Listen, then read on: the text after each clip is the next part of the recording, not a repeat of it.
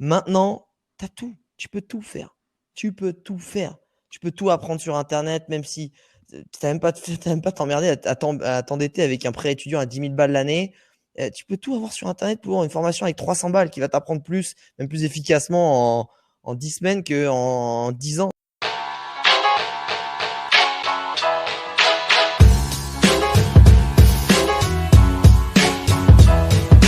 Bienvenue sur PEPS, le podcast qui vous booste pour réaliser vos rêves, où j'échange avec des personnes passionnantes et passionnées qui réalisent leurs projets et leurs envies. N'oubliez pas de vous abonner à PEPS sur toutes les applications de podcast, c'est ce qui permet au podcast de vivre, et retrouvez-moi également sur YouTube sur la chaîne Alexis Pinault. Et sur ce, je vous souhaite une bonne écoute.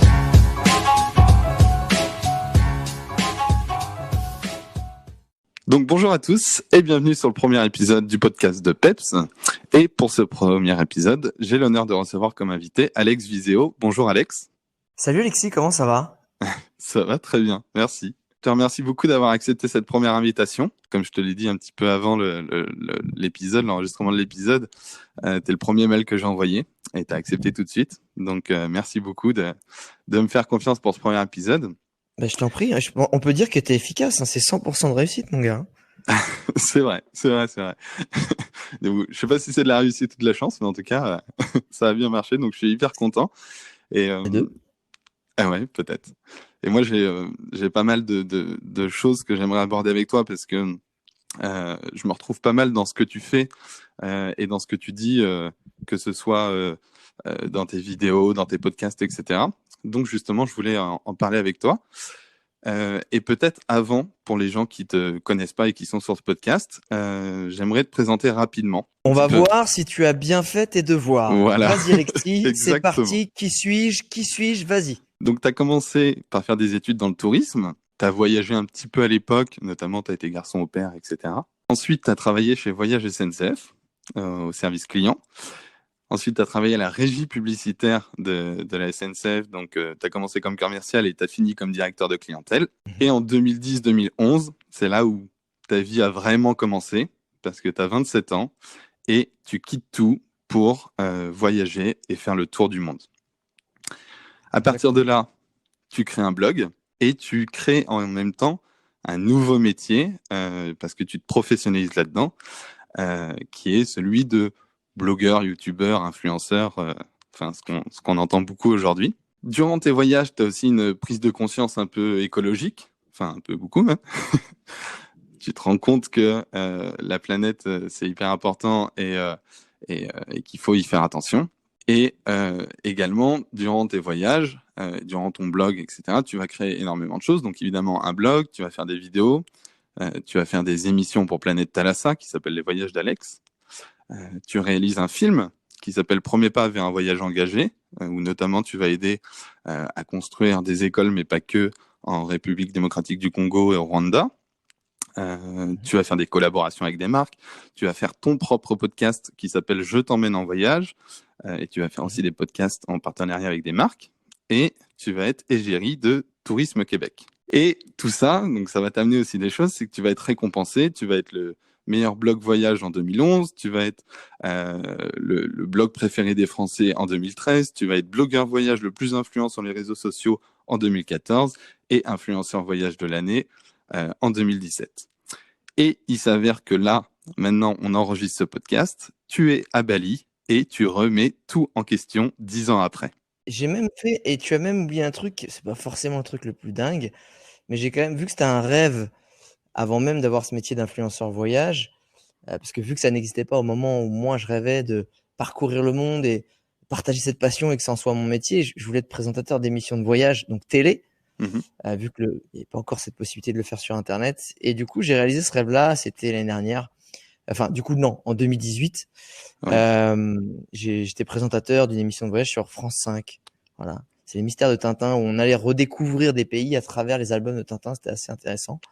D'accord. Une aventure que j'ai faite. Je préfère largement le web, c'est pour ça que j'ai pas continué. Mais voilà, il y avait aussi ça qui était dans toutes ces petites aventures que j'ai pu vivre.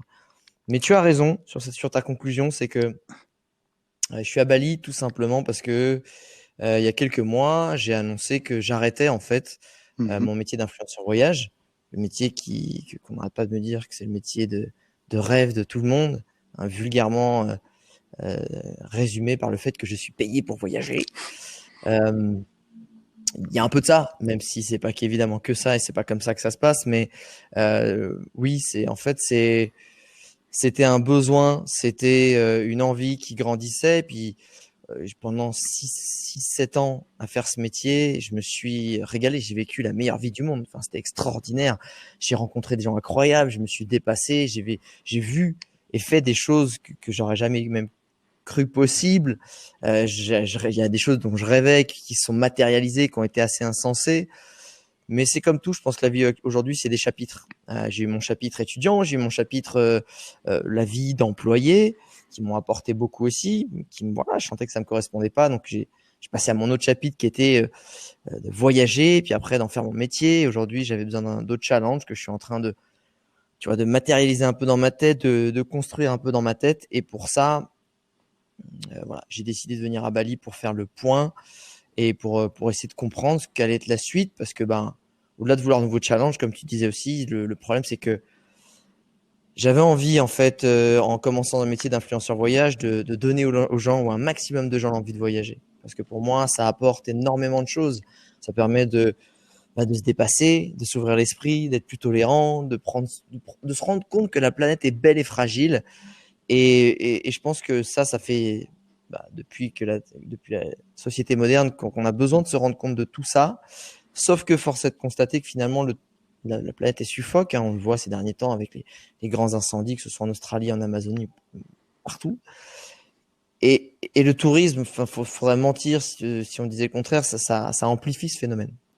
Ça amplifie ce phénomène, et vu que j'ai pas la solution, vu que moi-même je suis encore un grand addict du drogué, hein, finalement, du voyage, pour tout ce que ça peut m'apporter. J'ai préféré en fait lever le pied, prendre du recul et me dire voilà, ok, il faut qu'au moins que j'améliore des choses. Je veux pas être donneur de leçons, puisque je suis encore quelqu'un qui prend l'avion, qui fait des choses qui peuvent impacter négativement les lieux que je visite. Et donc je vais pas non plus continuer à envoyer des gens là-bas, en fait, à continuer à le faire, en tout cas de cette façon-là. Même si j'ai toujours essayé d'encourager consommer local, le tourisme responsable, voyager en indépendant et pas forcément dans les grands complexes qui consomment un maximum. Mais j'en suis là aujourd'hui, voilà, pour peaufiner un petit peu cette introduction qui est 10 fois plus longue que la tienne finalement. Non, mais pas de souci, c'est très bien, au contraire. Et justement, tu parlais des gens qui te disent tu fais le plus beau métier du monde, etc. Et je suppose que tu dois souvent avoir la question, mais alors pourquoi tu arrêtes? Qu'est-ce qui t'a motivé à arrêter, alors qu'au final, tu es dans une certaine zone de confort et que c'est hyper agréable. Tu voyages. Alors, je pense qu'ils se rendent pas compte de tout ce que tu fais à côté, la compta, etc. Ça t'en parle assez régulièrement, mais parce que c'est une entreprise au final. Hein. Mais c'est vrai que qu'est-ce que toi tu leur réponds j'ai un métier de rêve, mais je l'arrête. En fait, je pense qu'il y a un concept qui est super important. En fait, c'est quand j'ai réussi à atteindre des rêves ou des objectifs qui paraissaient impossibles ou incroyables. Faire partir un an, faire le tour du monde, à une époque, pour moi, ça paraissait incroyable. Arriver à vivre de mon métier, voyager, être payé pour partager une passion, ça paraissait impossible, ça n'existait même pas. En fait, j'étais tellement persuadé que je pouvais y arriver, parce que j'avais la foi de me dire, c'est pas grave, tu vois, c'est par là que ça se passe. Je voulais même pas entendre une autre possibilité. Et ben, en fait, quand tu es persuadé que tu as la foi, tu arrives à atteindre tes objectifs. En fait, tu vois que des possibilités, tu vois que des opportunités. Et le jour où cette foi-là, il n'y a plus le feu, en fait. C'est plus un feu intérieur, c'est juste une espèce de sensation agréable, de sentir bien, etc. Tu crées pas, t'as pas la même effervescence à l'intérieur de toi. Tu n'arrives pas à te renouveler autant, tu n'arrives pas à profiter autant. Ton regard est pas le même. Et je pense que c'est à ce moment-là où il est temps de regarder ailleurs, de trouver cette nouvelle inspiration, ce nouveau feu, cette nouvelle foi en un nouveau défi. Je parle souvent du fait que, pour moi, en fait, ça doit être évident. Quand on me dit, ouais, mais le jour où tu es parti faire le tour du monde, comment tu as fait pour aller au-delà de tes peurs? J'avais pas peur. C'était évident que je devais y aller. J'avais des appréhensions, j'avais des questions, mais c'était par là, en fait. J'y allais. Et le jour, en fait, où, ben, tu vois, tu as plus ce côté où c'est limpide dans ta tête, c'est l'instinct qui te dit d'aller là-bas, c'est qu'il faut, en fait, trouver autre chose. C'est important, en fait. Parce que pour moi, dans la vie, stagner, ça n'existe pas. La vie, elle fait que avancer. C'est comme une rivière, en fait. C'est soit tu avances, soit tu recules. Si tu t'arrêtes, le monde il va continuer d'avancer sans toi. Et je veux pas en fait sentir que je recule. Et c'est pas avancer pour avoir plus d'argent ou être plus connu ou je sais pas quoi. C'est vraiment ce côté où moi en tant que personne, je sens que j'avance, j'apprends des nouvelles choses, je fais quelque chose à mon échelle de ce que je peux faire moi, là où je suis né, avec les capacités qu'on m'a données. Et c'est Ok. vraiment ça en fait. Pourquoi j'ai arrêté? Parce que je sentais que je stagnais, je sentais que j'avais atteint un palier et j'avais plus le feu intérieur pour dépasser ce palier. Et du coup, il fallait que je trouve un nouveau challenge. Et c'est ça le plus important. Donc toi, au final, si je comprends bien, ce qui te fait vibrer, c'est pas tellement, je vais pas appeler ça de l'ambition, mais c'est plutôt les projets, les challenges, c'est toujours faire quelque chose de nouveau et en même temps se sentir utile dans ce que tu fais au quotidien. Exactement. Je pense qu'il y a un truc que je mets par-dessus tout là qui va être un peu égoïste, c'est ma liberté, que je remets en danger parce que finalement, bah, comme tu dis, quand tu as un job où, vu que je suis dans le top 2-3 en France, que ça se passe bien, que je fais les gens kiffent mon contenu et les partenaires qui m'envoient, ils sont très contents de travailler avec moi. Du coup, parce que c'est la tendance, c'est la loi de l'offre et la demande, hein. Maintenant, j'étais bien rémunéré pour le faire par rapport à quand j'ai commencé, où c'était quelques centaines d'euros. Tu vois, donc, mais c'est ce côté en fait où voilà, c'est ça. Il faut sortir de sa zone de confort. En fait, il y a un moment, c'est un peu que j'appelle le dictateur africain. C'est soit tu t'accroches à un truc jusqu'à la fin de ta vie, et tu t'en fous soit en fait tu te mets en danger et t'acceptes en fait que tes grandes valeurs, ce soit ça qui te guide. Moi, mes grandes valeurs, c'est la liberté, mais c'est aussi le fait d'avancer et aussi d'être fidèle à mes valeurs. Et si à travers mes vidéos de voyage ou peu importe les contenus que je diffuse, je suis pas moi mon propre exemple, ça marche pas en fait. Il y a un truc qui pour moi est super important, c'est l'honnêteté, c'est la transparence, c'est la responsabilité, c'est l'honnêteté. Enfin, tu vois, et si je suis pas moi l'exemple de ce que je promeux ou je diffuse comme valeur, il y a un truc qui va pas. Et ben, je m'étais dit, ok, si je suis mon propre exemple, suis ton instinct, dépasse-toi, sors de ta zone de confort. Bah Alex, vas-y mec. Il y a un moment, c'est parti, change. Et au final, avoir ces valeurs-là qui te guident, c'est aussi ce qui permet de faire ce que tu veux, mais de rester fidèle et cohérent par rapport à toi, à ce que tu es et à ce que tu as envie de faire, quoi. Je pense que ça va plus loin que ça. Je pense que ça te permet en fait d'être bien dans tes pompes, d'être heureux. Il y a Tony Robbins qui dit, j'aime beaucoup cette phrase, qui dit The ultimate failure, c'est enfin l'échec ultime, pardon. Je suis le mec qui fait Jean-Claude Van Damme en plein podcast. L'échec ultime, c'est d'être successful, d'être, je sais pas, millionnaire, ou d'être super, d'atteindre le succès qu'on veut professionnellement, mais de se sentir ultra malheureux à l'intérieur. Et ça, c'est super important finalement de quand tu bosses, surtout en ce moment, c'est vraiment la promotion, la mode, work hard. Enfin, faut vraiment travailler dur. Et tu peux partir de rien, monter des empires, monter de la startup qui fait que, l'idée qui fait que, tu peux te faire des millions sur Internet, et à la fin, t'as 35 ans, t'as 30 piges, t'es en dépression, t'es en burn-out, t'as plus de jus, tu sais pas pourquoi tu l'as fait, ça te ressemble pas, tu t'es éloigné de tes valeurs. Et en fait, c'est ça. Les valeurs, c'est le garde-fou de ton bonheur. Et tu te regardes le matin. Moi, il y a plein de fois, j'ai envoyé, avant de travailler avec Air France, on s'est retrouvé à une réunion qui n'était pas à cause d'eux, mais il y avait leur agence qui m'avait fait venir. Et en gros, ils m'ont mis dans une situation où, à la base, on avait validé une opération. Je me retrouvais devant 10 personnes, tout seul devant une table ronde. Et on dit, bon, Alex, c'est top. Par contre, bon, voilà, on va avancer, super, mais finalement, on n'a que la moitié du budget. Et moi, je m'en foutais à la base du budget en tant que tel. C'était pas le chiffre, en fait. Mhm. Il m'aurait dit que si tu avais ce budget-là initialement, on y serait parti, j'aurais trouvé une solution, on aurait adapté. C'était ce côté où, tu vois, j'arrive, je te prends de haut, voilà, tiens, je te file les miettes, je te dis que c'est moins 50% et tu devrais être content de travailler avec nous. Encore une fois, c'est pas Air France qui l'a amené comme ça, c'est l'agence qui négocie un peu pour eux. parce qu'au final, on a travaillé avec Air France, que j'ai recroisé dans un salon, ils étaient tellement gênés de cette réunion-là. Mais ce qui s'est passé à la fin de cette réunion, c'est que je dis, je sais pas, en fait. Je suis pas sûr que j'ai envie de travailler avec vous de cette façon-là, parce que moi, quand je travaille avec quelqu'un, c'est win-win. On se tire vers le haut. Chacun doit donner ses problématiques et on va faire en sorte que chacun atteigne ses objectifs. Dans ta boîte, tu vas atteindre tes objectifs, tu pourras rendre des comptes et ton opération elle est bonne. Moi, je serai content parce que j'ai bossé de ma façon à moi.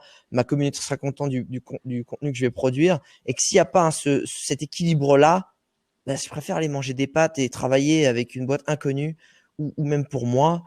Et je les ai basés. Je leur ai dit, bah non, en fait, j'ai pas envie de travailler avec vous, en fait. Et même si le projet était dingue, avec destination dingue, etc., j'ai dit non. Sauf qu'au final, la vie, elle m'a récompensé d'être fidèle à mes valeurs puisque j'ai travaillé avec Air France et j'ai même très bien travaillé avec eux et j'adore travailler avec eux. C'est des gens, je leur passe le bonjour à Maria et Maxime, qui est des gens avec qui j'adore travailler, qui ont des très très belles valeurs pour le coup. Mais cette agence qui était cet intermédiaire à ce moment-là, euh, ont eu un dialogue en fait et une négociation que j'ai pas aimé. J'ai préféré dire non à ce moment-là. Hmm. Et pour moi, c'est le plus important. C'est reste fidèle à tes valeurs. Baisse pas ton slibard pour 4 balles ou même pour beaucoup d'argent en fait. Je préfère être pauvre et être heureux et fidèle dans mes pompes plutôt que tu sais que tu as fait un truc qui est pas bien. Tu sais et ça c'est un goût amer qui fait que quand tu te regardes dans la glace, ça va te retomber sur la gueule d'une façon ou d'une autre, d'une façon ou d'une autre. Tu disais, je crois que c'est dans une vidéo, mais je suis pas sûr. Il me semble que c'était dans une vidéo. Tu disais notamment que aujourd'hui, tu avais moins de problèmes avec l'argent, dans le sens où bah, ça te dérangeait pas de gagner de l'argent si toi, tu sais que de toute façon, tu vas le réinvestir dans des projets qui te font kiffer, et du coup, qui servent le monde, etc. Enfin, qui servent le monde, façon de parler, Ouais, mais tu vois ce que je veux dire? Tu te sens utile, bien quoi. sûr. Ouais. Euh, et justement, je voulais faire un rapport avec ce que tu viens de dire là. Imaginons que demain, il y a une entreprise, je sais pas, type Monsanto, qui te contacte et qui te propose quelque chose à plusieurs millions d'euros. Ce que tu es en train de nous dire là, c'est Non, justement que jamais, vaut mieux jamais. dire non plutôt que de gagner des millions en se disant, bah, ces millions, je vais les réinvestir dans mes projets pour faire quelque chose de bien. Mais toi, tu es plutôt du coup à dire non parce En que fait, ça correspond pas à ma vie, quoi. je pense qu'il y a, si c'est des millions, en fait, je pense que j'interrogerai ma communauté, comme j'ai déjà pu le faire sur des projets, Mhm. où je me dis, à la base, je dirais non. Enfin, moi, il y a déjà une marque de fast-food qui vend des hamburgers avec un logo rouge qui m'a déjà contacté pour être ambassadeur. Euh, non, jamais de la vie. Non. Après, si je me dis, et tu vois, Monsanto, j'ai envie de leur dire, mais non, jamais de la vie, je prendrai ton argent. Si tu fous, toi.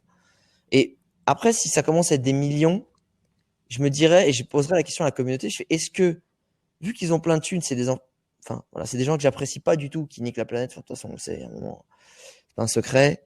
Euh, Est-ce qu'on prend pas ces millions pour essayer ça dépendrait pourquoi ils veulent me payer des millions, tu vois. Si c'est pour que je dise qu'ils sont géniaux, jamais de la vie. Mhm. Jamais de la vie. Enfin, non, on m'achète pas en fait, tu vois. Non, c'est pas possible. Par contre, je sais pas si d'une façon c'est un truc discret ou non, je sais pas. Franchement, je te dis ça, j'y crois même pas Ouais. moi-même, tu vois. En fait, j'aurais envie de prendre ces millions pour dire, c'est quoi, on va injecter de l'argent là, on va faire des trucs bien là, mais en toute transparence en fait, et Mhm. le dire aux gens. Mhm. Et en même temps, ce serait leur dire, ce serait perdre la bataille vis-à-vis d'eux, tu vois. Donc, Ouais. j'ai envie de te dire non. Ok. J'ai Est-ce envie de te que... dire non, et j'ai envie d'avoir le courage et les couilles de le dire à ce moment-là. Mais je pense. Ouais. Après, on n'est jamais sûr. Mhm. Faut rester Euh, humble. J'aimerais que maintenant, parce que là, justement, tu arrêtes le métier, on va dire, d'influenceur voyage, et tu vas Ouais, donc te lancer dans un nouveau business, vraiment dans l'entrepreneuriat pour le coup. ouais, Est-ce que tu peux nous raconter un peu ce que tu vas faire, ce que tu veux faire, et ouais, si possible, faire un lien entre ce que tu as connu avant via les voyages et ce que ça t'a apporté pour ce nouveau business-là? bien sûr. En fait, je me suis. Alors déjà, il y a des gens qui m'avaient posé la question mais Alex, tu dis que tu vas être entrepreneur, mais tu l'étais déjà en étant influenceur voyage. Mm. Oui, c'est vrai. Franchement, c'est vrai, parce que tu crées ta boîte, parce que ta boîte, du coup, tu as de la compta, tu dois payer des gens, des prestats, des trucs, des machins. Mais en fait, c'est ce côté où j'ai envie de créer un business, en fait, qui n'est pas lié que à moi dans mon déplacement en tant que personne. C'est-à-dire que je prends souvent le parallèle du photographe de mariage. Le photographe de mariage, on va l'employer, on va lui donner ça va être un service, on va le payer tant pour qu'il vienne faire tant de photos et une vidéo à son mariage. S'il ne vient pas, il ne sera pas payé. Et moi, c'est ce qui se passait. Aussi génial que ça puisse être d'aller en Polynésie, au Costa Rica, si je ne vais pas 2 semaines au Costa Rica en Polynésie, encore une fois, c'est absolument génial d'y aller, je ne serai pas payé, je ne pourrai pas vivre de ça, etc.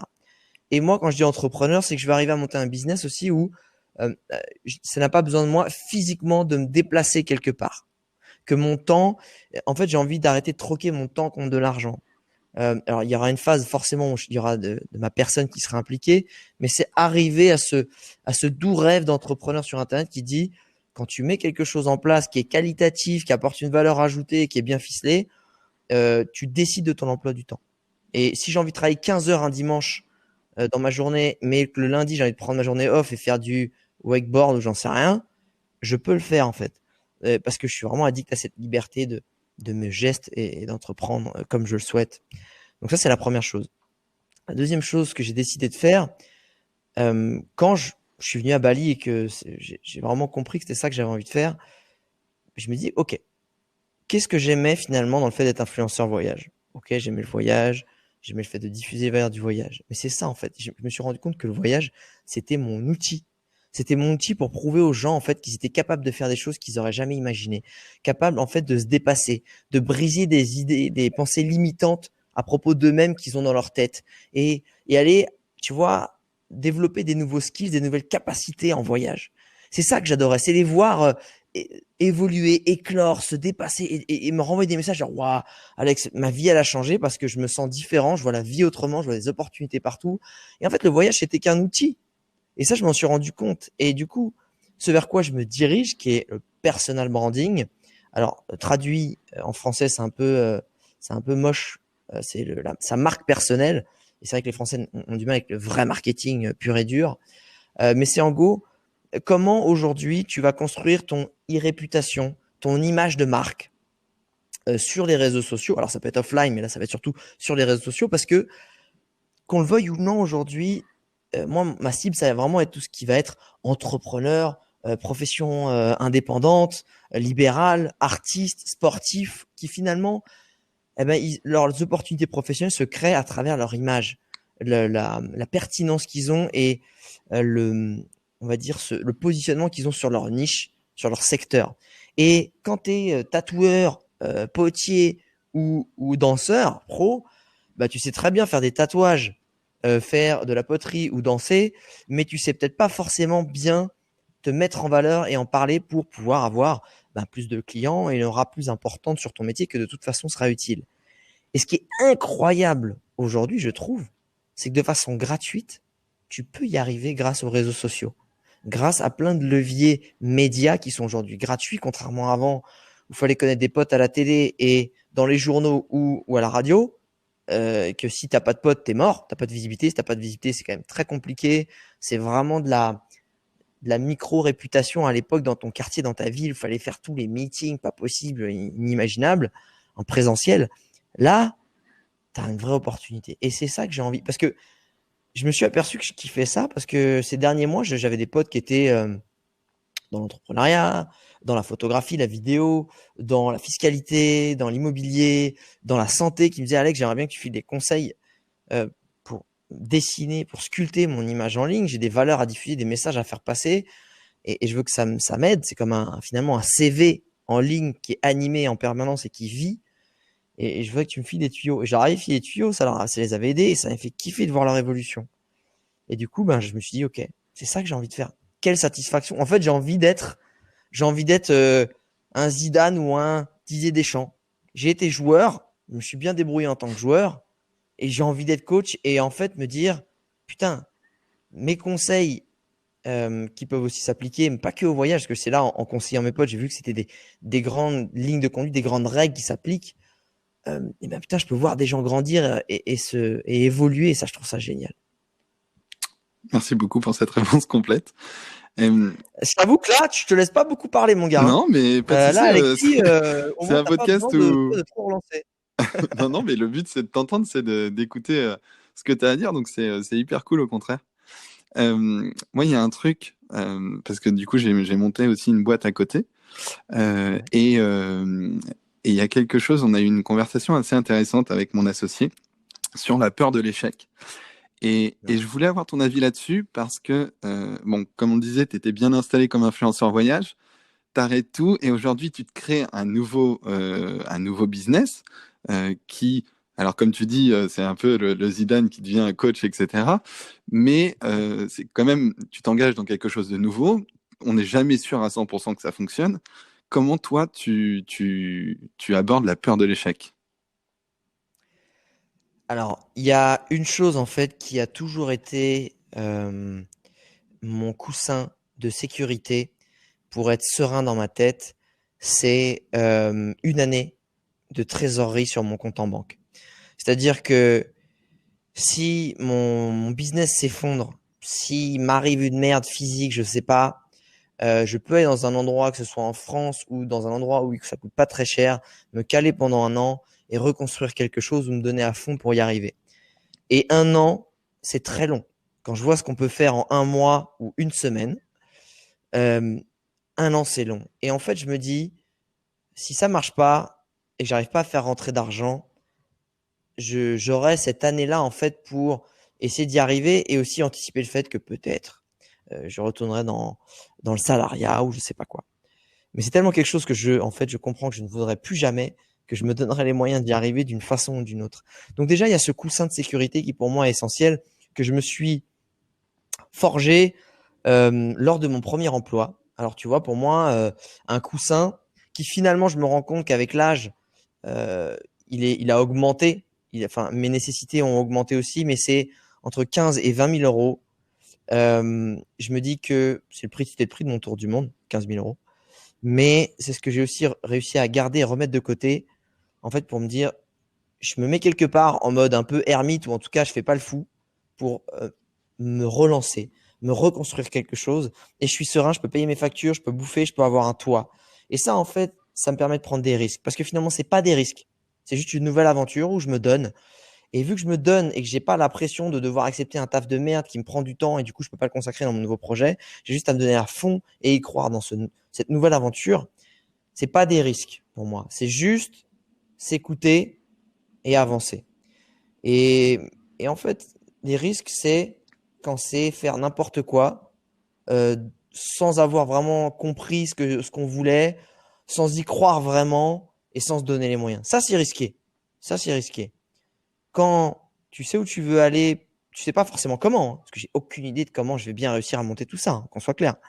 Et je savais même pas encore ce que je voulais faire précisément quand je suis venu à Bali et que j'ai claqué entre guillemets ma dème publiquement Ah oui, d'influenceur ok. voyage.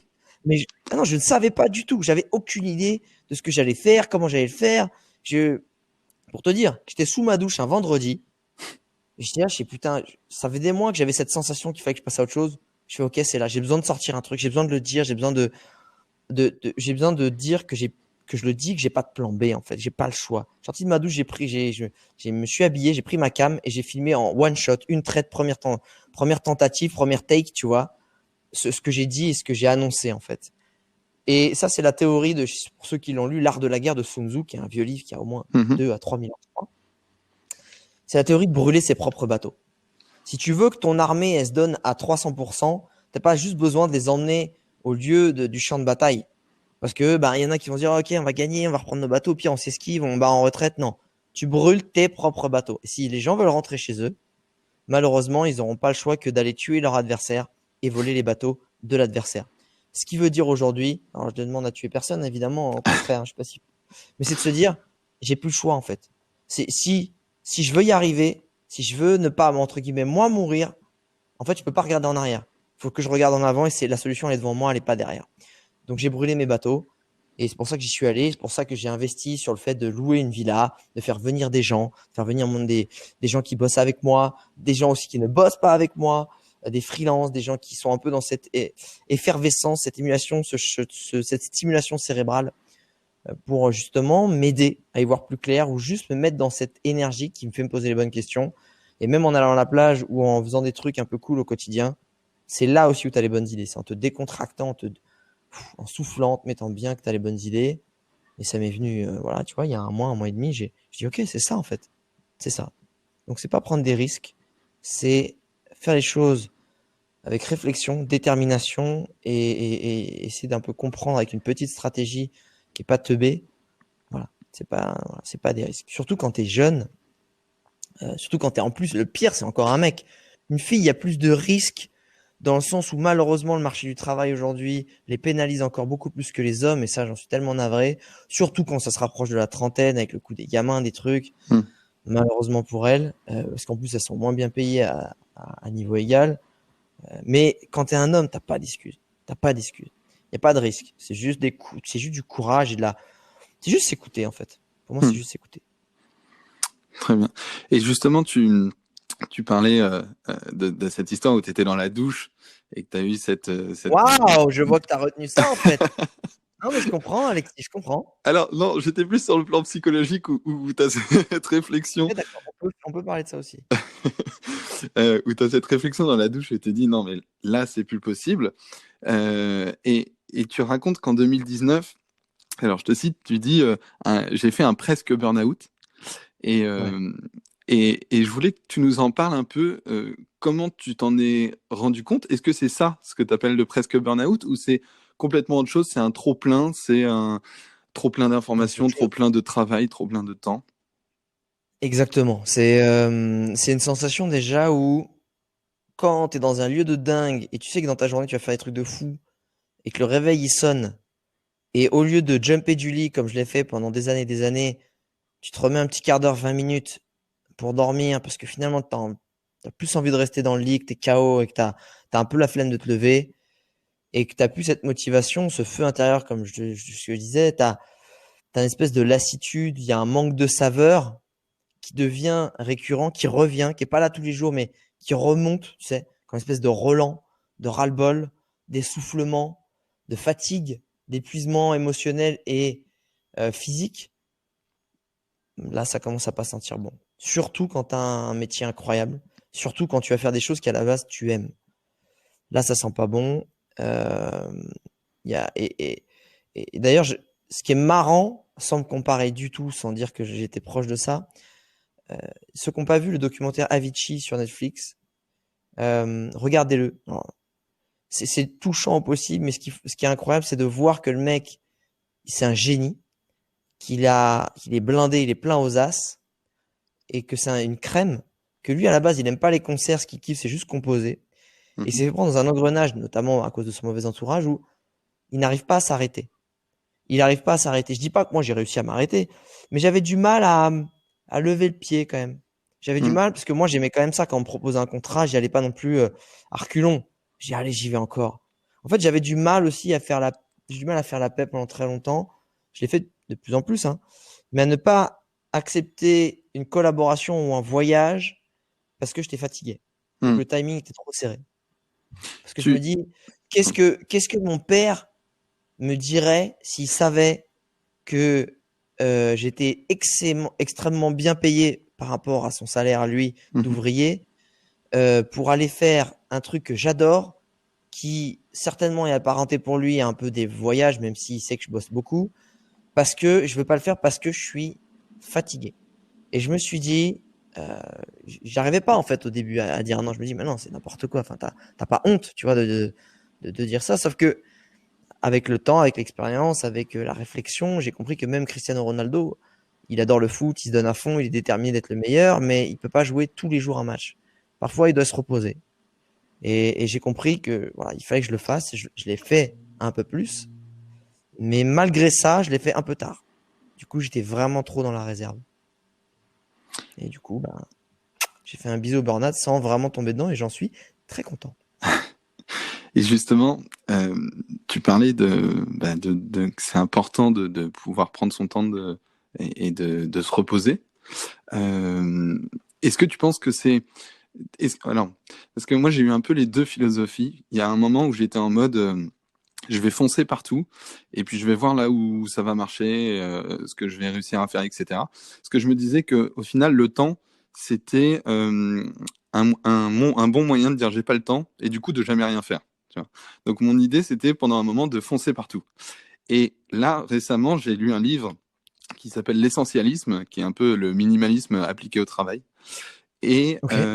ils expliquent notamment que c'est important de prendre du temps pour dormir, de prendre du temps pour s'ennuyer, de prendre du temps pour plein de choses, parce que quand on se met à travailler, on est beaucoup plus productif. Et je voulais avoir ton avis. Est-ce que toi, t'es plutôt de quel team? Euh, et si c'est prendre son temps, est-ce que t'as pas l'impression que certains, ça peut leur créer des excuses de prendre son temps pour justement ne jamais rien faire? Ouais, en fait, c'est un équilibre sur lequel je suis toujours en train de bosser. J'ai malheureusement pas la recette parce qu'en fonction d'où tu es, de tes projets actuels, de ton mood, ça va changer. Enfin, si je savais, je sais même pas moi combien de fois j'ai refait mon calendrier pour la journée idéale. Tu sais, mon Mhm. agenda de par jour, de qu'est-ce que je fais à quel moment de ma journée, ma journée idéale, je l'ai refait 10 000 fois. Et j'ai pas trouvé la recette en ce moment. Je me suis mis un challenge d'ailleurs un peu militaire pour essayer d'arriver à un challenge que j'ai jamais réussi dans ma vie. C'est mon plus gros échec. Je voulais arriver toujours à me lever tôt le matin. Malheureusement, je fais partie des. Il y a trois catégories de dormeurs dans la vie. Il y a les petits dormeurs qui, entre 5 et 6 heures, ils sont reposés. C'est comme ça. Leur physiologie fait que. Tu as les dormeurs normaux, entre 7 et 8 heures, ils sont reposés. Moi, je suis partie des gros dormeurs. C'est-à-dire, c'est 7 et 8 heures de sommeil qu'il me faut. Mais en plus, le week-end, je peux coller une grosse grasse mat de 10-12 heures sans problème. Tu vois, mon corps a besoin de ça. Mon corps demande ça. Et c'est épuisant d'être moi. Hein. Tu sais, je cours partout. Je suis un peu hyperactif. Voilà. Et mon grand malheur, c'est ça, parce qu'à chaque fois que j'ai réussi à me lever tôt, les journées, justement, j'ai l'impression qu'elles sont agréables. Je cours pas après ma journée, j'ai le temps de faire Hmm. plein de trucs, etc., etc. Donc là, je me suis mis ce challenge pour essayer justement de pas avoir l'impression de courir en permanence. Parce que c'est ça aussi, j'en avais marre de tout le temps courir, d'être tout le temps pressé, d'être tout le temps sous pression, d'avoir tout le temps des deadlines. En ce moment, j'ai envie de, même si je monte mon business, j'ai envie de vivre un moment où, même si je me mets des deadlines, si je ne les respecte pas, c'est pas grave, tu vois. Je m'en Hmm. veux pas. Et surtout, c'est pas grave parce qu'il n'y a pas un client à qui ça va être dommageable, à qui moi je dois rendre des comptes si je me rends des comptes à moi-même. Et j'apprends, ça c'est un gros défaut que j'ai, à être plus indulgent avec moi-même. J'ai tendance à être trop dur avec moi-même, mais dans l'aspect négatif, tu vois. Hmm. Je m'en veux, je suis pas content, la mauvaise critique, tu vois, le truc pas le truc qui dit allez, on y va, c'est le truc putain, je suis pas bon, tu vois. Qu'est-ce que tu fous? Ça c'est négatif, ça te tire vers le bas, ça t'apporte rien de plus. Et je suis trop comme ça. Et du coup, j'apprends à être plus indulgent. Après mon métier, tu vois, je me rends compte là en ayant ça fait une petite semaine que j'ai cet agenda un peu militaire euh, où chaque moment de la journée a son heure, je dois faire quelque chose. Mais en fait, je me rends compte aussi que je suis quelqu'un qui a toujours été dans l'action. Tu me demandes, est-ce que tu préfères regarder un film ou je sais pas, jouer à la console pour vraiment comprendre la métaphore. Je préfère jouer à la console. Je préfère être Hmm. acteur que spectateur. Spectateur, je me fais chier en fait, vite chier. Et l'avantage dans mon métier d'avant, c'est que j'étais toujours en action, toujours dehors, toujours en train de bouger, toujours en train de résoudre des problèmes, mais c'était physique, j'étais dehors, j'étais dans l'aventure.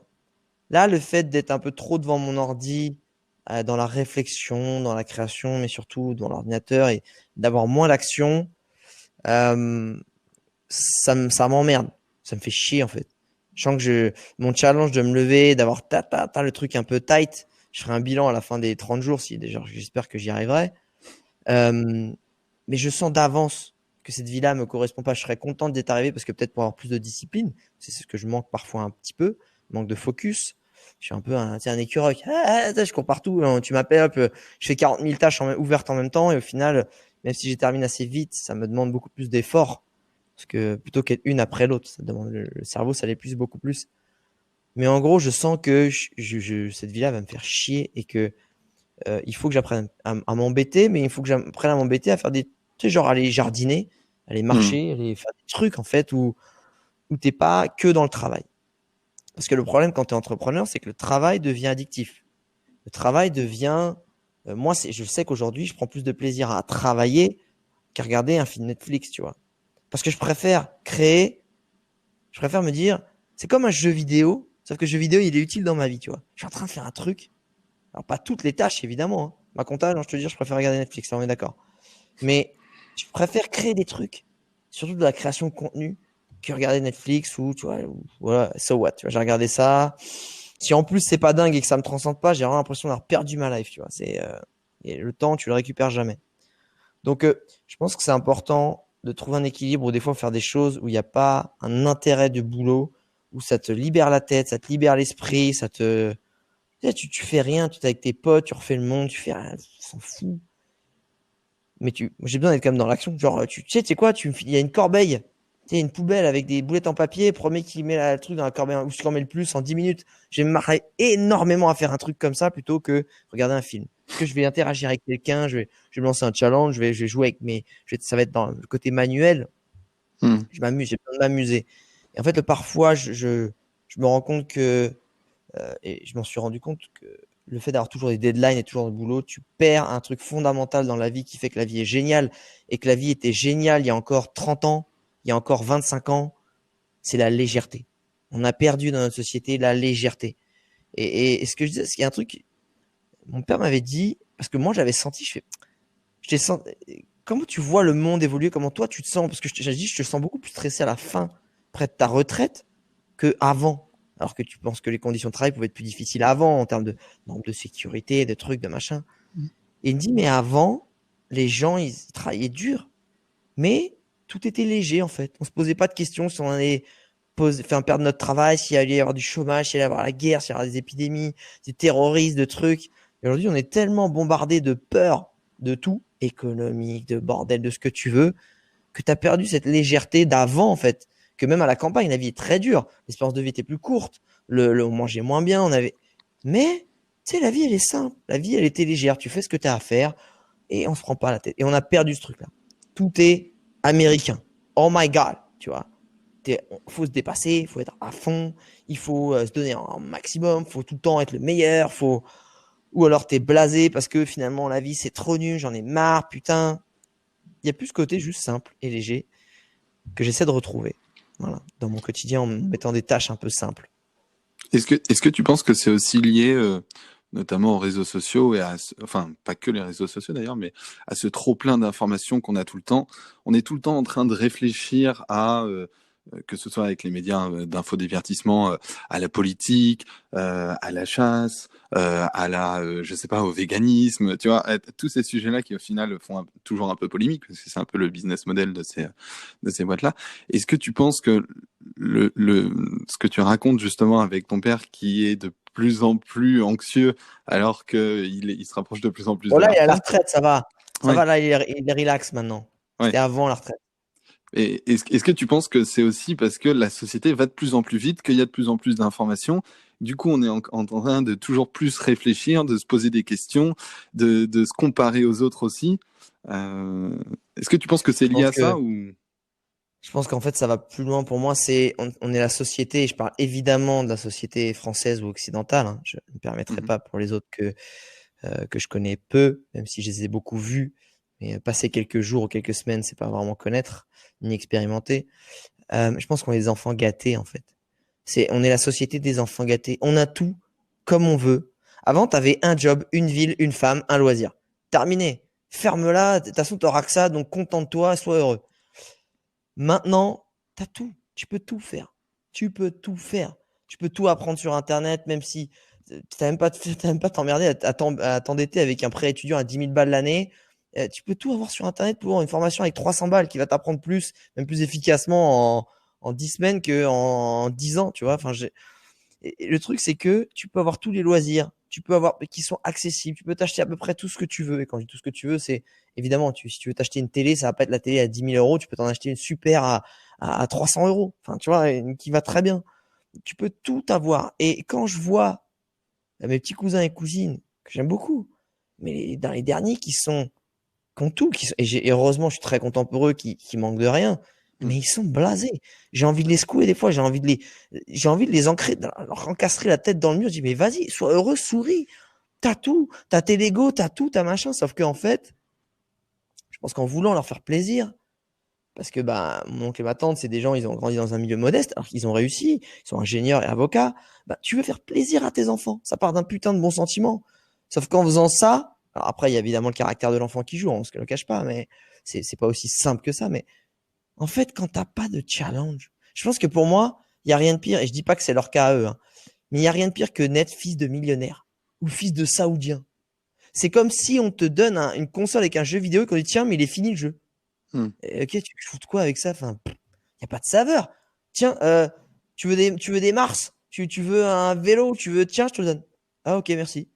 Par contre, si je te dis, écoute, tu veux un Mars, fais-moi le tour du pâté de maison 4 fois et sois revenu avant midi.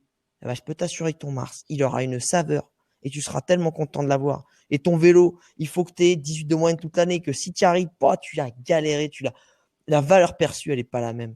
Et le problème aujourd'hui, c'est la valeur des choses, ça vaut plus rien en fait. Tu n'as plus d'efforts à faire, tu n'as plus de thunes à mettre.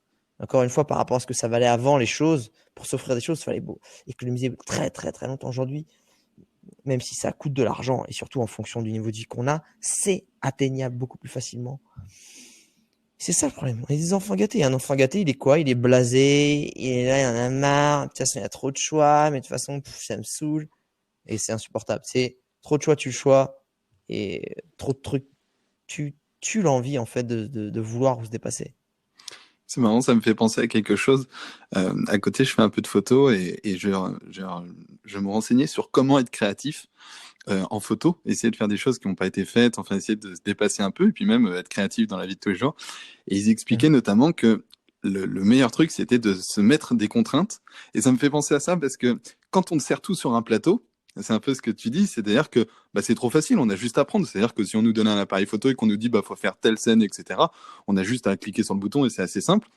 Alors que quand on se met dans une contrainte, quand on est en manque de quelque chose, on va se dépasser pour y arriver et on est beaucoup plus fier à la fin du résultat qu'on a obtenu que si ça avait été tout cuit dans le bec dès le début, quoi.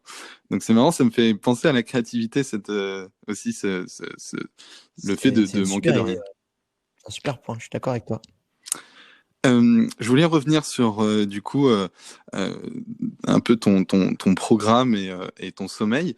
Aujourd'hui, comment tu gères ton sommeil et comment tu gères un peu tes journées? Est-ce que tu as des routines justement? Ça m'intéresse pas mal le, le calendrier que tu te fais tous les jours parce que j'en ai un aussi que j'ai plus ou moins du mal à respecter. Mais comment tu gères ton quotidien? Est-ce que tu te dis, bah, tant pis, je dors un petit peu moins pendant 30 jours, ou est-ce que, ou justement, tu aménages ton temps pour te débrouiller, pour dormir suffisamment? Alors, déjà, je vais te donner mon emploi du temps plutôt qui revenait régulièrement. Premier emploi du temps qui revenait souvent, c'est celui quand j'étais en voyage, en tournage, en tout ça. C'est souvent lever 6 ou 7 heures. Tu te barres à 7h30, tu as pris ton petit déj, 7h30, 8h, décollage max, et tu reviens, entre guillemets, dans ton hébergement à 8h.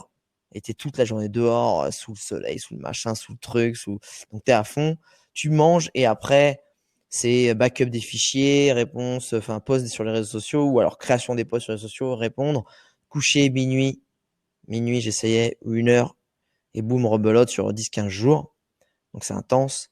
Ensuite, quand j'étais à la maison, c'est plus, je me réveillais à 8-9h, coucher 23h minuit.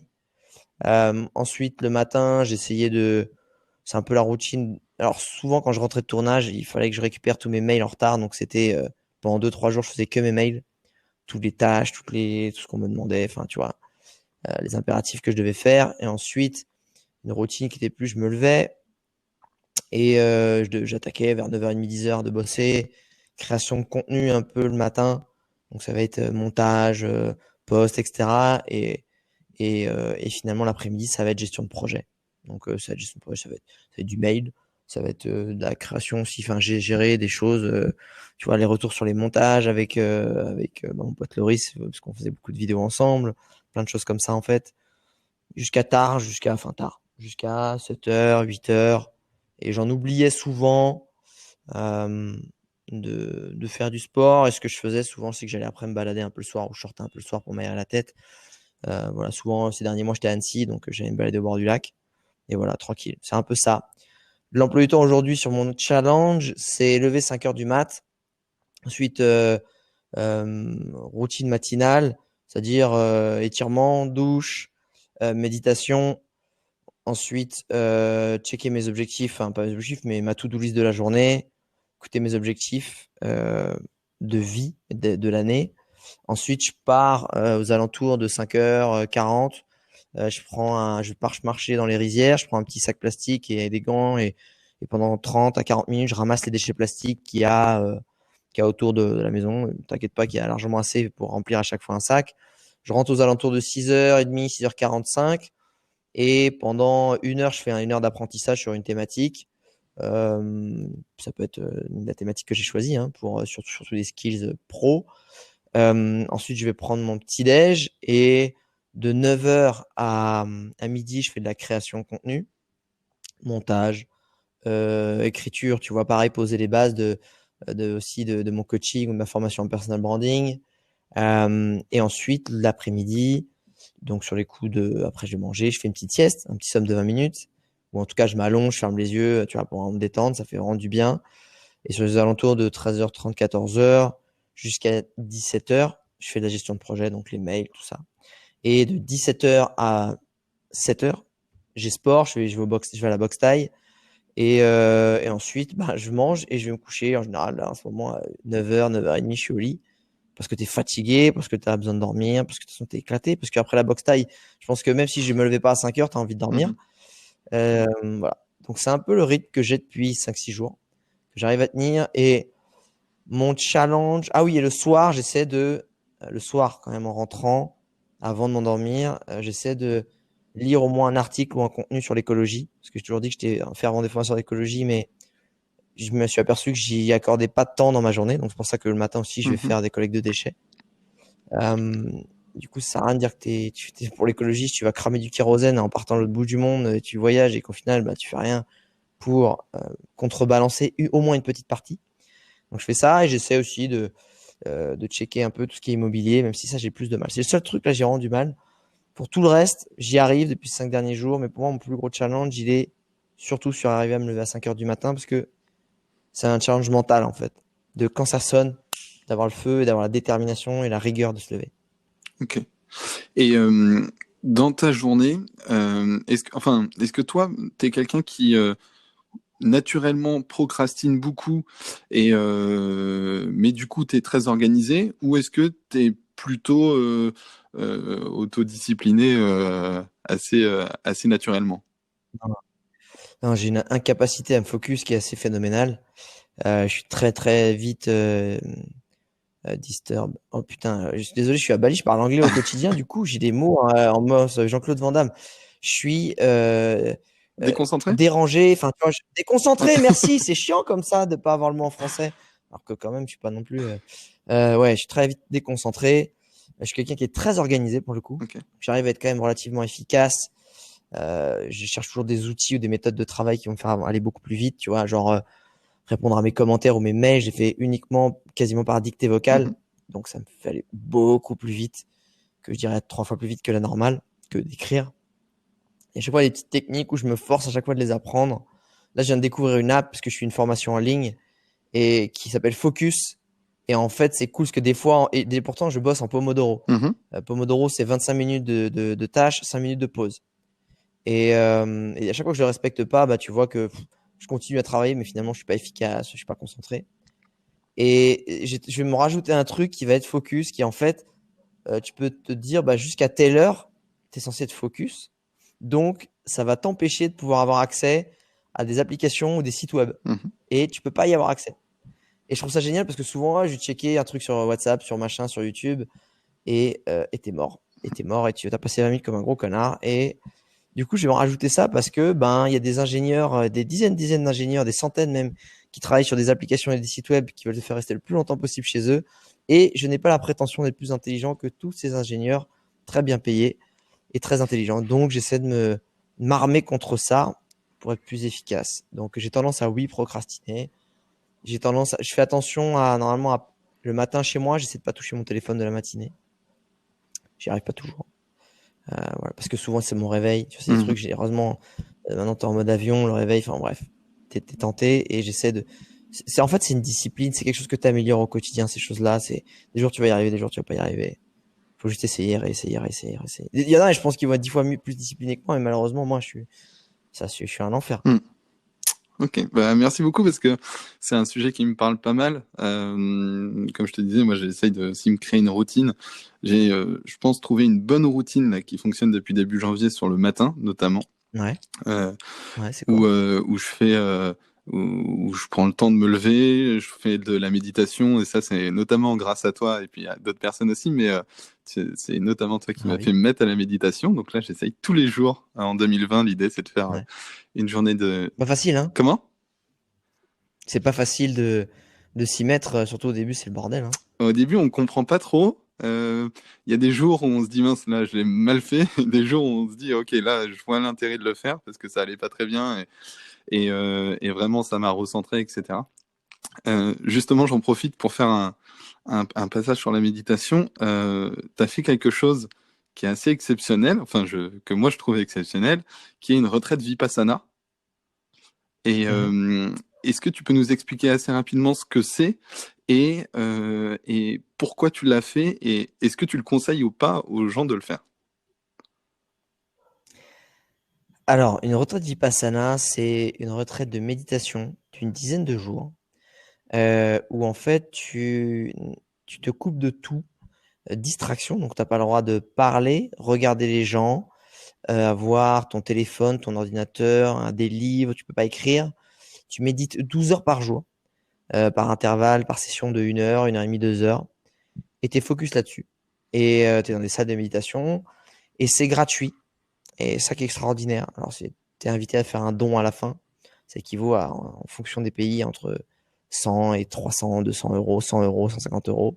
Tu fais ce que tu peux. Moi, j'ai lancé un peu plus parce que je pouvais me permettre de laisser plus pour me disant que ceux qui n'avaient pas beaucoup d'argent, ben, ils pourraient quand même venir. Et puis, ça comblerait parce que vraiment, ils t'invitent, ils te demandent rien. Ils te disent à la fin, laisse ce que tu veux. Mais tu es nourri, logé, plus des cours. Alors, autant te dire que tu veux faire un stage de yoga dans le même délire, ça te coûtait 2000 balles. Là, c'est gratuit sur de la méditation. Euh, c'est extraordinaire parce que je pense qu'aujourd'hui, le gros défaut qu'on a, c'est qu'on fait très attention depuis 50, 60 dernières années à notre aspect extérieur. Que ce soit comment tu es musclé, physique, sportif, hein, comment tu es sapé, à quoi tu ressembles. Et c'est comme si on s'était affairé depuis 60 ans à faire la plus jolie voiture possible d'extérieur et on n'a pas fait attention à se dire qu'est-ce qu'on mettait dans le moteur et savoir si le moteur il allait bien. Sauf que ça devrait commencer par là. Euh, on passe du temps à faire des exercices physiques, du sport, du machin, faire du shopping, encore une fois, sculpter l'aspect extérieur, et on passe aucun temps, aucun moment à faire des exercices qui vont sculpter et entretenir ton bien-être intérieur. Et c'est quand même con. Parce qu'à quoi ça sert d'avoir tout ça, d'être riche, encore une fois, d'être stylé, ou d'avoir je ne sais quoi en possession, si tu es malheureux ou que tu te sens mal dans ta peau, c'est très con, je trouve. Et je pense que ça devrait être obligatoire, tu vois. La méditation devrait être obligatoire à l'école. Cette session-là, ça devrait être un passage obligé dans la vie. Je dis pas que c'est facile, mais c'est en fait ça, c'est comme une bouche à incendie. Ça enlève toutes les merdes que tu as coincées partout en toi, quelque part, des pensées, des frustrations, des peurs, et hop, le fait d'être là, de te mettre sur la méditation, ça va tout ouvrir. Ça va tout lâcher. En tout cas, ce que ça fait pour moi. Je pense que si tu ne donnes pas à fond, si tu crois pas, si tu es un peu stressé, peut-être que ça n'aura pas les mêmes effets, mais il faut le vivre. Il faut le vivre parce que, moi, pour te dire un truc con, hein, moi, je cherchais un peu de retrouver un bien-être, un apaisement intérieur. Ça a soigné des douleurs physiques que je me traîne depuis 10 ans. Et ça, je trouve ça ouf. C'est ces douleurs qui, au final, tu t'aperçois que c'était psychosomatique. Hmm. Cette douleur de sciatique que j'ai depuis 15 ans, ou à l'omoplate, où c'est tendu, ça te lance tout le temps. Tu vas aller voir tous les kinés, les ostéos que tu veux. T'as jamais le crack qui te fait ah non, non, ça arrivera pas. Par contre, tu l'as, t'as un clic mental qui fait que hop, en fait, tu t'apercevais même pas, mais t'as envoyé une tension, un stress à ce niveau-là de ton corps. Et ça t'aide tellement à te connecter à toutes les parties de ton corps, à ressentir tout ça que voilà, c'est fou. Et ce qui est génial, c'est que aujourd'hui, je sais que si j'ai mal, c'est ma faute. Parce que j'ai pas médité, parce que je me suis stressé. Et surtout, j'ai la solution. C'est-à-dire qu'avant, bah, c'est comme si on me disait, ah, ta bagnole, faut changer le joint de culasse. Ah, super. Déjà, c'est où, c'est quoi, de quoi tu me parles? Enfin, j'en sais rien comment on fait. Là, j'ai l'outil et je sais. Et ça change tout, en fait. Donc oui, je conseille aux gens d'y aller. Et même encore plus à ceux qui ont peur. Hmm. Si tu as peur de retrouver avec toi-même ou de pas pouvoir parler, c'est que tu as 2 fois plus besoin d'y aller. En préparant ce podcast, justement, je me suis beaucoup intéressé à Vipassana. Du coup, j'ai lu beaucoup de choses et je me suis noté les dates d'inscription là pour cet été. Je pense que je vais passer à l'action parce que ça m'angoisse beaucoup de me retrouver avec moi-même, tu vois. Ok, ok, Mais je me dis que ok, justement, ça peut être un bon exercice. Donc je te complètement. tiendrai au courant si je le Bah fais. bravo, c'est super. Voilà. Et alors pour info, c'est vrai que c'est très demandé en Ouais. Europe. Il y a beaucoup de centres en Europe, en France, mais tu peux le faire partout dans le monde. Il y a plein de centres. Moi, j'étais un peu genre, ok, je veux le faire très vite. À un moment donné, je sens que j'en avais besoin. Et encore une fois, j'ai brûlé du kérosène pour y aller. Ça n'a pas arrangé mon bilan carbone, mais je suis allé en Afrique du Sud parce que Mhm. c'était celui-là qui était dispo. Il y avait des places. Évidemment, c'est un peu plus loin qu'en France ou l'Italie. Et du coup, j'avais de la place et je suis allé moi là-bas. Il y en a plein dans le monde, Mhm. des centres. Et tu disais notamment que c'est vrai qu'aujourd'hui, on fait plus attention à la carrosserie qu'au moteur. Moi, il y a toujours quelque chose qui m'a marqué, c'est que la sécurité sociale, alors déjà, on a de la chance d'avoir de la sécurité sociale en France, mais la sécurité sociale en Mhm. France, elle rembourse les médecins, mais elle rembourse pas les psychologues. Et c'est quelque chose qui m'a toujours marqué, parce que je me suis dit, au final, il y a tellement de gens, mais moi le premier, hein, qui devraient aller chez un psychologue, mais j'y vais pas parce que je trouve ça cher. Et je me dis, pourtant, je suis sûr qu'il y a plein de choses que j'ai envie de dire et que je connais pas moi-même, quoi. Voilà. Je comprends. Non, mais surtout que moi, quand j'étais plus jeune, j'avais une vision un peu genre, ouais, si tu vas chez un psy, ça va te rendre encore plus taré, enfin, c'est de la merde, etc. Enfin, tout ça, c'est dans la tête, c'est ta propre tête, vas-y, avance. Sauf que j'ai des amis à moi qui sont vraiment, que j'apprécie beaucoup, qui sont allés voir des psys, et ça les a tous beaucoup aidés. Et forcément, bah, si tu vas mieux, en général, ta santé va mieux, tu tombes moins malade, tes défenses immunitaires sont plus fortes, t'as peut-être des médicaments, je sais pas, antidépresseurs si ça va jusque-là, que t'as pas besoin d'acheter non plus. Donc, je suis d'accord avec toi, ouais. Faut prendre le mal par la racine. On va arriver bientôt sur la fin de ce podcast. J'ai plus que quelques questions. J'en ai une qui est, je pense, très compliquée, mais j'aimerais avoir ton avis là-dessus. Est-ce que tu es heureux aujourd'hui? Écoute, j'ai, en fait, je suis pas très heureux, non. Je suis pas très heureux parce que j'ai des choses dans ma vie perso que je dois régler, que je dois améliorer, que je peux pas forcément en parler Mhm. là. Mais du coup, c'est encore une fois l'adage qui dit, tu peux avoir la vie dont tu rêves s'il y a des choses importantes qui sont les choses de base qui vont pas, le reste ça sert à rien en fait, ça sert à rien d'être riche si t'es pas bien ou si même t'es malade. Mhm. Tiens, par exemple, je suis pas malade, alors, je suis pas malade, hein. C'est des choses plus profondes, plus personnelles, liées à mon environnement, bref, mais c'est le fait de se dire, j'ai la vie dont je rêve, que j'ai réussi à me construire, et que je me suis je me suis donné au quotidien depuis des années pour me forger cette liberté d'aller où je veux, quand je veux, de pouvoir en plus être libre, de dire ce que je veux, tu vois. Si j'ai envie de diffuser des belles valeurs, j'ai pas quelqu'un qui va me dire dans ma boîte, bah non, on peut pas dire ça, tu comprends, c'est pas la politique de la société. Ta gueule, j'ai envie de dire ça, ça me plaît. Pour moi, ça fait du sens, je le dis et j'ai de compte à rendre à personne si ce n'est le fait que ça me fait vibrer, que pour moi ça va dans le bon sens. Ça, c'est extraordinaire. C'est pour moi, tu vois, même en te le disant, j'hallucine de la chance que j'ai d'avoir cette vie-là. Mais il y a des petites choses dans mon quotidien que je dois améliorer, qui sont des choses un peu fondamentales. Et que les choses fondamentales doivent être la priorité. Et si on remonte même encore à ça, les petites choses du bien-être personnel, c'est la santé. Faut jamais négliger la santé. Tu vois, tu peux faire ce que tu veux, avoir toute la thune. Le jour où tu as un cancer de merde, tu peux être milliardaire, ah bah ça se trouve, tu pourras pas te faire opérer et résoudre ce truc. Donc, bien manger, faire du sport, être bien dans sa tête, parce que ton putain de cancer, la plupart du temps, il va être généré par ton propre cerveau, par ton propre stress, ton propre mal-être. Tu crées des candidats albicans qui sont des cellules qui te bouffent, tu te ronges, te rouilles de l'intérieur, mec. C'est ça le truc. C'est ça les cancers. Et la plupart du temps, une mauvaise hygiène, un mauvais mental. Et je pense que le vrai bien-être, il commence par là. Une fois que tu es bien dans ta tête et tout, tu es bien dans ta santé, tu peux commencer à mettre les autres échelons. Tu peux commencer à relever des gros challenges. Alors après, les challenges peuvent t'aider à aller bien dans ta tête aussi, hein. Ça peut être un outil. Mais franchement, super heureux, super épanoui, complètement heureux et dire je plane, ce serait mentir. Parce qu'il y a des choses que je dois régler.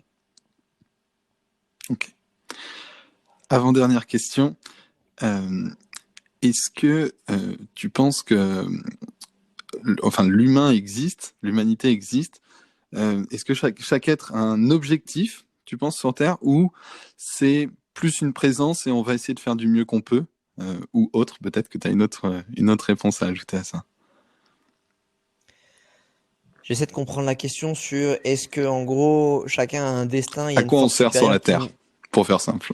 À quoi on sert sur la Terre? En fait, je pense qu'on se plante pas mal, en fait, de ce qu'on est censé faire sur la Terre. Que même moi, je fais pas ce que, honnêtement, hein, Mhm. si j'avais vraiment les vraies couilles de faire vraiment ce pourquoi je pense qu'on est là sur Terre, je pense qu'on est là pour bonifier le lieu où on est et bosser sur une espèce de karma positif qui est dans l'entraide, qui est la bonification, qui est dans l'amour, l'amour avec un grand A, hein, pas l'amour, mais c'est aimer ce que tu fais, aimer ton prochain, t'aimer toi-même, être dans un truc super positif qu'il y a beaucoup de civilisations qui ont, euh, mais on est trop dans un truc égocentrique, égocentré, dans lequel malheureusement je tombe aussi. Et je pense que si je devais vraiment faire un truc qui, selon moi, est ce qu'on devait faire, et ben je me battrais pour un monde meilleur et surtout un monde beaucoup plus écologique, beaucoup plus en lien avec la nature, beaucoup plus respectueux. Euh, Entre guillemets, je devrais monter un business qui permet de créer des belles choses positives pour la nature ou alors être fermier et avoir je sais pas, une ferme de permaculture autosuffisante quelque part dans le monde où en plus j'aide les gens autour de moi à avoir ce même style de vie, etc., etc. Je pense que c'est plus pour ça qu'on est là sur Terre, dans le sens où ce style de vie-là va nous reconnecter à la nature, donc nous faire nous sentir mieux et donc nous permettre d'être des meilleures personnes qui génèrent des choses positives et des énergies positives. Et je pense que malheureusement, on est dans un jeu dans lequel on est rentré, dans lequel on est piégé, parce que ça flatte notre ego, parce qu'on est attrapé, on est hameçonné, que notre ego, il adore ça, parce qu'en plus, on sécrète de la dopamine dans laquelle on est plus qu'addict. Mhm. Et, et la dopamine, c'est la pire des drogues auxquelles je suis drogué, hein, parce que je suis très content de mon style de vie, parce que je fais ce que je veux quand je veux. J'essaie de me reconnecter à la nature, mais j'y vais pas à ce que, selon moi, au fond de moi, ça devrait être. Et je joue un jeu que j'aime, mais qui, selon moi, n'est pas forcément bon. Et je pense qu'on est sur Terre, pas pour jouer ce jeu-là, mais pour jouer un jeu du minimalisme, de la légèreté, du bien-être, de l'amour et de la bienveillance. Et clairement, moi, je suis pas un bon élève du tout. Je dis pas que j'y arriverai pas à un moment, j'essaie d'y bosser, mais je tombe dans beaucoup trop de pièges de notre société. Même si pourtant je fais genre que je suis en dehors de la société et que je suis libre, etc. J'ai juste utilisé la société à mon avantage, mais au final, j'utilise la société occidentale, même si c'est à mon avantage, ça reste dans ce schéma-là.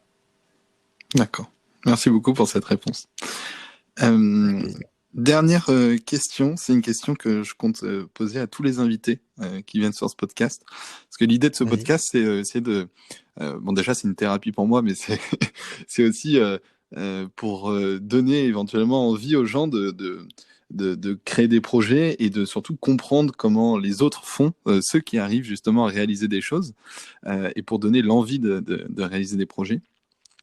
Et toi, dans ta vie, dans tout ce que tu as connu, quel a été, alors, soit le meilleur déclic, soit le meilleur conseil que tu as connu? Et, et si tu connais quelqu'un si un jour tu rencontres quelqu'un qui a envie de créer un projet mais n'ose pas passer à l'action, t'aimerais lui donner ce conseil ou ce déclic-là? Qu'est-ce que ce serait comme conseil ou déclic? Alors, moi, il y a un conseil qui vient de moi, que je me donne tout le temps, c'est écoute ton instinct. Quand il y a un doute, il n'y a pas de doute. Je veux dire, si tu sens que c'est par là qu'il faut aller, la vie, franchement, la vie, elle est simple. Je dis pas qu'elle est facile, mais elle est simple. C'est quelque chose que je dis souvent. Si tu sais que c'est par là, tu le sens que c'est par là, vas-y, c'est simple. Je dis pas que ça va être facile, hein, ce chemin-là. Mais Hmm. au fond de toi, si ton instinct, en fait, ce que les gens n'ont pas compris, c'est que l'instinct, c'est un spoiler de notre vie intégré à notre cerveau. Ton cerveau, il te dit tout le temps, c'est par là, voilà la solution. Il te donne la fin de ton film, tu sais que c'est par là. Vas-y, en fait. Et dès que tu vas pas, ça va pas être bon, ça va être dur, ça va pas faire de sens. Donc, écoute ton instinct, Enfin, t'as le spoiler, tu le sens, tu le sais, c'est par là. Vas-y, fonce. Ça, c'est un truc que je me répète et j'essaie de répéter aux gens parce que pour moi, c'est ça le secret vraiment de la fluidité, de la légèreté, du bien-être, notamment. Si c'était un conseil qu'on m'a donné, c'est un conseil qu'un ami qui s'appelle Stéphane Kousman, qui avait monté sa boîte, qui est un mec qui était beaucoup plus, je vais pas dire beaucoup plus âgé, il va mal le prendre, mais et il m'a dit, n'attends jamais que le téléphone sonne. Parce que je lui ai dit ce que je voulais faire, ouais, t'es dans des vidéos, faire de la présentation, de vidéos de voyage et de présentateur, j'en sais rien. Il me fait, ok, ça me fait, tu sais que c'est un métier difficile. Moi, j'ai plein de potes qui galèrent et je dis, mais si je peux te donner un conseil, n'attends jamais que le téléphone sonne. J'ai toujours été dans l'action, j'ai toujours été force de proposition, j'ai toujours été en train de créer des nouvelles choses et essayer d'être toujours un coup d'avance, tu vois. J'attends pas être le mec has-been ou que le métier d'influenceur voyage pourrisse ou en tout cas que je sache plus le faire ou que je sois plus dans les tendances pour arrêter. Tu vois, je suis dans l'action et écoute, s'il entend ce podcast, je crois que je me suis plutôt pas mal démerdé et que finalement j'ai jamais attendu que le téléphone y sonne et surtout le téléphone il a jamais arrêté de sonner pour moi et ça c'est plutôt une grande chance aussi que je me suis provoqué, mais c'est une chance. Merci beaucoup. Où est-ce qu'on peut te retrouver Merci. pour suivre ton projet, notamment d'entrepreneuriat? Écoute, c'est très simple. Tu tapes Alex Viseo sur ton réseau social de prédilection et je devrais être dessus. Alors en ce moment, je vais me remettre bientôt d'ici 1 ou 2 semaines sur Insta et sur Facebook, etc. Mais je suis plus sur YouTube à raconter une fois par semaine un peu mes avancées de projet, mes leçons, mes tips, mes conseils aussi en personal branding parce que j'ai envie d'aider les gens. Donc je crée du contenu gratuit aussi, évidemment.